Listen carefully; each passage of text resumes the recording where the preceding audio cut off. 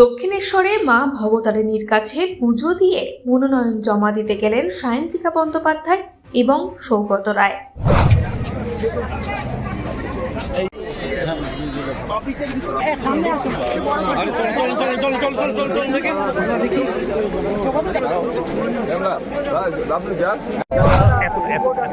মায়ের কাছে কি চাইলেন? আজকে তো নমিনেশন।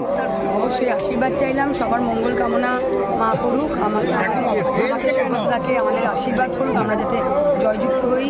আমাদের মমতা বন্দ্যোপাধ্যায়, আমাদের দিদিমণি যেন ভালো থাকেন, সকলে মানুষজন যেন সুস্থ থাকেন, এটা আছে। আমি নিশ্চয়ই আশা করি আমি জিতব।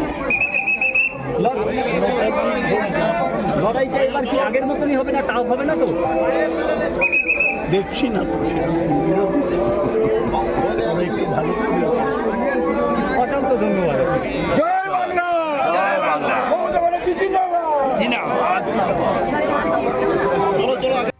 বরানগর বিধানসভা কেন্দ্রে উপনির্বাচনের তৃণমূল প্রার্থী সায়ন্তিকা বন্দ্যোপাধ্যায়। 1 জুন দমদম লোকসভায় ভোট। একই দিনে বরানগর কেন্দ্রেও উপনির্বাচন। বারবার একসঙ্গে প্রচারে দেখা গিয়েছে সায়ন্তিকা বন্দ্যোপাধ্যায় এবং সৌগত রায়কে।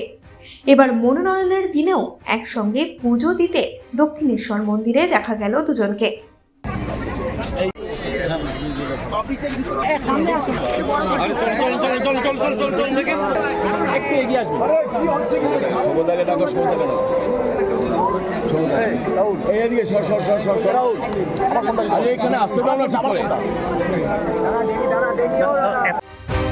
এই সময় ডিজিটাল।